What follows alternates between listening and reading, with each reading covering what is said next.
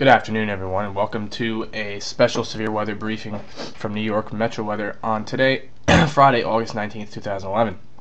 We'll jump right into it and take a look at the visible satellite imagery from the past couple of hours. And immediately what stands out is a feature over west central Pennsylvania, and it's kind of got my interest, and that, I mean, if I'm looking at the forecast, that would be the first thing I would see. And you also see over the last hour or two a field of cumulus clouds increasing in coverage over New York State, western northern Pennsylvania, and even down into eastern New York State and New England. So now we'll take a look at the 500 millibar trough, and when you look at that, there is a shortwave and a bend in the 500 millibar heights right over central Pennsylvania, and this is an area that is going to provide the forcing for the potential development of strong to severe thunderstorms later today. You can see the winds that are ahead of this feature are southwest and then back to the west, or west and northwest. So this feature has a little bit of gas to it.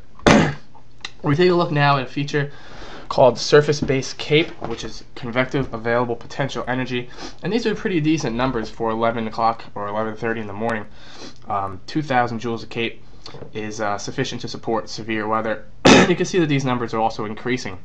There is an area offshore of Long Island of lower numbers, which matches up well back with this visible satellite which we were looking at, where there are areas of clouds and they're not having the sun really get the full effect on the surface yet.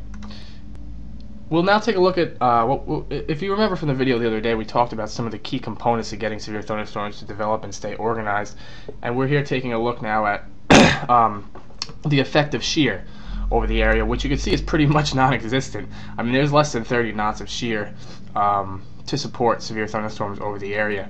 So what this suggests to me is that the thunderstorms are going to be more of a pulse-type thunderstorm event, unless this shortwave over central Pennsylvania can in and of itself help keep the storms organized with its forcing and its own very low aerial coverage of shear, which is completely possible. I mean, we've seen it happen before. It's cool enough to see this bend in the 500 millibar heights, but really you would want to see more widespread effective shear values if you wanted to really go gung-ho on the severe weather threat. We'll take a look at the Storm Prediction Center SREF, which we talked about again the other day, which is an ensemble forecast.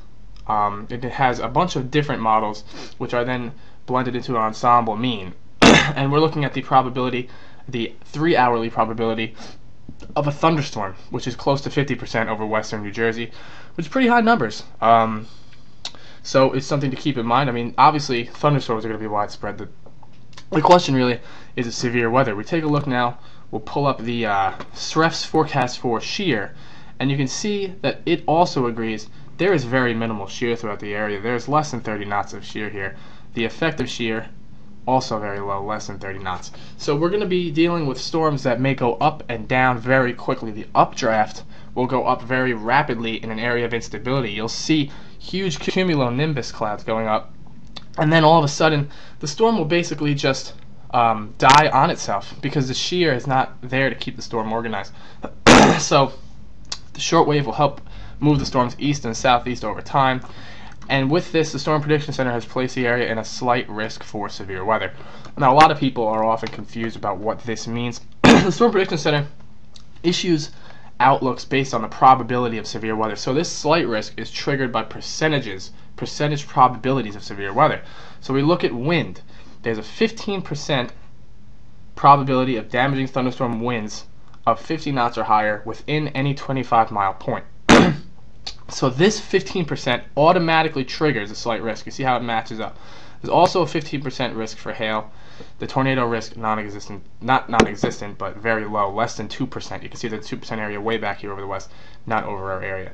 So a 15% risk of wind and hail triggers a slight risk for severe weather. Now there are other risk areas you can see down here, moderate and high, but we're talking about much higher percentages of severe weather would be necessary to trigger those, like 45 or 60%. That's very rare throughout our area. In fact, we haven't had a high risk since 1998. That's a long time ago. So one more thing to look at, we'll take a look at the SPC WRF model, and you can see this model has some thunderstorms throughout our area later today and into tonight. You can see that they're not totally organized, and this is what we spoke about. With lack of shear, you're not going to get an organized complex of thunderstorms or a line or bowing segment of thunderstorms to come through. It's going to be more pulse type severe storms, but these storms can produce damaging wind gusts, some isolated hail, and more importantly, very, very heavy rain and frequent lightning. We saw some widespread lightning last night and very heavy rain in areas that did experience the thunderstorms. So, as usual, we will be on Twitter. We will be around throughout the day. Please make sure to send us your storm reports, interact with us, let us know what's going on, if you see anything interesting, and we thank you for always being there and interacting with us, and we'll be there also updating and relaying warnings and watches and all that stuff. So stay safe, keep an eye to the sky, and we'll hear from you guys later today.